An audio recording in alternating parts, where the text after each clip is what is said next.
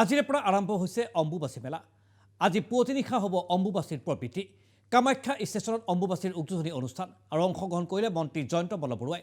উদ্বোধন কৰে অম্বুবাচীৰ সহস্ৰ ভক্ত সমবেত হৈছে শক্তিপীঠ কামাখ্যা। দেশী বিদেশী ভক্তৰ সমাগম ঘটিছে নীলাচল পাহাৰত। আৰু নীলাচল পাহাৰত এই মুহূৰ্তত এক উদুলি মুদুলি পৰিৱেশে বিৰাজ কৰিছে। আৰু এইবাৰ আমি আপোনালোকক পোনপটীয়া সম্প্ৰচাৰে লৈ যাব বিচাৰিছোঁ গুৱাহাটীৰ নীলাচল পাহাৰলৈ। আৰু কামাখ্যা মন্দিৰৰ চৌদিশে এতিয়া উদুলি মুদুলি পৰিৱেশৰ সৃষ্টি হৈছে। আৰু উপস্থিত আছে আমাৰ সতীৰ্থ সাংবাদিক বিকাশ অধিকাৰী। বিকাশ অধিকাৰী, ইতিমধ্যে শক্তিপীঠ কামাখ্যাত দেশী বিদেশী ভক্তৰ সমাগম দেখিবলৈ পোৱা গৈছে। এক কথাত ক'বলৈ গ'লে নীলাচল পাহাৰত এই মুহূৰ্তত এক উদুলি মুদুলি পৰিৱেশ। সামগ্ৰিক ছবিখন কেনেকুৱা আৰু কেনেকুৱা ধৰণৰ খবৰ আহি পৰিছে এই মুহূৰ্তত তোমাৰ হাতত, বিকাশ অধিকাৰী। ভূতেষু দেৱী ৰূপে সংস্থিতা নমস্তস্मै নমস্তস্मै নমস্তস্मै নমো নমঃ। এক আনন্দমুখৰ পৰিৱেশ, উৎসৱমুখৰ পৰিৱেশ বিৰাজমান কৰিছে। ভক্তিৰ ৰসত এতিয়া গদগদ হৈছে মা কামাখ্যা।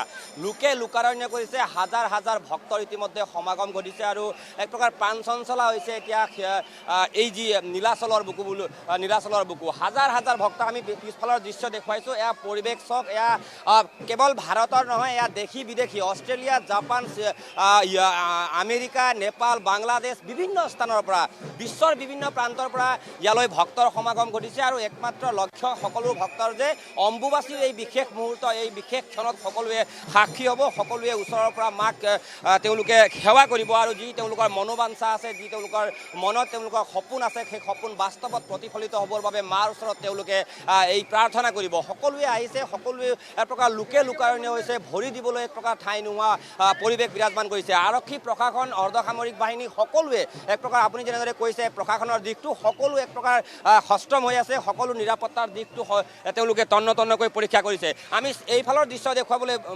যত্ন কৰিম। এয়া মন্দিৰ পৰিক্ৰমা কৰি আছে সকলোৱে ভক্তসকলে আৰু অজস্ৰ লোক ইয়ালৈ কিন্নৰ সমাজ কওক অথবা তাৰ সমান্তৰালকৈ সাধু সন্যাসী বিশ্বৰ বিভিন্ন প্ৰান্তৰ পৰা বুলি মই ইতিমধ্যে ক'লোঁ, বিশ্বৰ বিভিন্ন প্ৰান্তৰ পৰা সাধু সন্যাসী ভক্তৰ সকলোৰ সমাগম ঘটিছে। আৰু এতিয়া নীলাচলৰ বুকু কেইটামান সময় বাকী, তাৰ পাছতে যিহেতু প্ৰত্যেক দিনাখনৰ দৰে যেনেদৰে কামাখ্যা মন্দিৰ বন্ধ কৰি দিয়া হয় তেনেকৈ বন্ধ কৰি দিয়া হ'ব। এতিয়া নতুনকৈ যিসকল ভক্ত আহিছে তেওঁলোকে দৰ্শন কৰিব নোৱাৰিব, ইতিমধ্যে গেট ক্ল'জ কৰি দিয়া হৈছে। যিসকল দৰ্শকে শাৰী পাতি আছে সেই ভক্তসকলে কেৱল মাত্ৰ ভিতৰলৈ প্ৰৱেশ কৰিব পাৰিব আৰু মন্দিৰ তেওঁলোকে সেৱা কৰিব পাৰিব। কিছু সময় বৃদ্ধি কৰি দিয়া হৈছে, কিন্তু এতিয়া কিছু সময়ৰ পাছত মন্দিৰৰ যি দুৱাৰ বন্ধ হ'ব, একেবাৰে বন্ধ হৈ একেবাৰে 26 তাৰিখে পুৱাহে খুলিব। তেওঁলোকে পূজা অৰ্চনা কৰি মাক গা পা ধুৱাই তেওঁলোকে পুৱাৰ ভাগত তেওঁলোকে মন্দিৰৰ দুৱাৰ খুলিব। এয়া পৰিৱেশ চাওক, ৰঙীন কৰি তোলা হৈছে মন্দিৰৰ চৌপাশ, পুষ্পসজ্জিত, সকলোৱে ৰঙা ফুল দি তেওঁলোকে মন্দিৰ পৰিচালনা সমিতিয়ে সম্পূৰ্ণৰূপে মন্দিৰক নতুন ৰূপ দিয়াৰ চেষ্টা চলাইছে। এনেদৰে এয়া পশ্চিমবংগৰ পৰা অহা এটা বিশেষ দল, তেওঁলোকে মাক তেওঁলোকে স্মৰণ কৰিছে আৰু এনেদৰে তেওঁলোকে বেংক পাৰ্টি লৈ তেওঁলোকে এই উৎসৱমুখৰ পৰিৱেশ বিৰাজমান কৰিছে। মন্দিৰ পৰিক্ৰমা কাৰ্যসূচী চলি আছে। আমি চাৰিওফালে যদি আমি চাওঁ সকলোতে মানুহ, কেৱল মানুহ। আমি এই লাইনৰ দৃশ্য দেখাবলৈ যত্ন কৰিম। যিসকল ভক্ত ইয়াত লাইন পাতি আছে, এইসকল প্ৰায় 6 বজা প্ৰায় 5 বজা পুৱাৰ পৰা লাইন পাতি থকা ভক্ত। এতিয়াহে তেওঁলোকে মন্দিৰৰ যি এই কৰিডৰৰ ভিতৰত সোমাবলৈ সক্ষম হৈছে। এতিয়াও এওঁলোকৰ প্ৰায় 8-9 মান বাজিব। তাৰ পাছত এয়া পৰিৱেশ চাওক, এয়া এক প্ৰকাৰ খুব উৎসৱমুখৰ পৰিৱেশ, লোকে লোকাৰণ্য হৈছে মন্দিৰৰ যি প্ৰাণ চঞ্চলা সময়। কিয়নো এয়া যি নীলাচলত প্ৰত্যেক বছৰে এই বিশেষ দিনটোলৈ অপেক্ষা কৰি থাকে মানুহে, যিহেতু এই যি অম্বুবাচীৰ এই প্ৰাক মুহূৰ্তত লৈ সকলোৱে অপেক্ষা কৰে। গতিকে আজিৰ দিনটোৰ পৰাই আৰম্ভ হ'ব যি অম্বুবাচী। গতিকে অম্বুবাচী 2:32:42 আৰম্ভ হ'ব আৰু 25 তাৰিখে ৰাতি প্ৰায় 2:54 সমাপ্ত ঘটিব, নিবৃত্তি ঘটিব। গতিকে এই বিশেষ এই মুহূৰ্তৰ সকলো সাক্ষী হ'ব। মই সিটো পাৰে যাম, নৱনীতা কেইটামান দৃশ্য দেখুৱাম, এক প্ৰকাৰ প্ৰাগনিজত দেখাবলৈ যত্ন কৰিম। কিয়নো এক প্ৰকাৰ খুব উৎসৱমুখৰ পৰিৱেশ, খুব আনন্দমুখৰ পৰিৱেশ। কিয়নো মাৰ স্তুতি কৰিব, মাক স্মৰণ কৰিবলৈ সকলো আহিছে।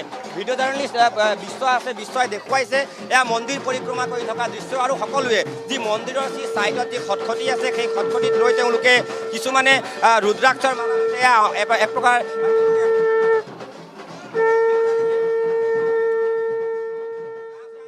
गुजरात से 18 साल से आते हैं हम অম্বুবাচী अम्बेवासी में।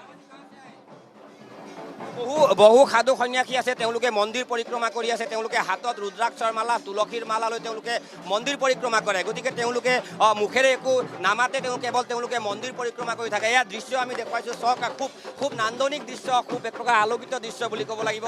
সকলোৰে মন এক প্ৰকাৰ চঞ্চলা হৈছে, প্ৰাণ চঞ্চলা যি নীলাচল বুলি কৈছোঁ। এয়া চাওক পৰিৱেশ খুব সুন্দৰ আৰু সকলোৱে লাখ লাখ ভক্তই সমাগম ঘটিব এইকেইদিন। গতিকে ইতিমধ্যে আমি দেখুৱাইছোঁ কেইবা হাজাৰ ভক্ত ইতিমধ্যে সমাগম ঘটিছে আৰু প্ৰায় 5,000তকৈ অধিক সাধু সন্যাসী বিভিন্ন ৰাজ্যৰ দেশৰ লগতে দেশৰ বিভিন্ন প্ৰান্তৰ পৰা, বিশ্বৰ বিভিন্ন প্ৰান্তৰ পৰা ইয়ালৈ সাধু সন্যাসী আহিছে।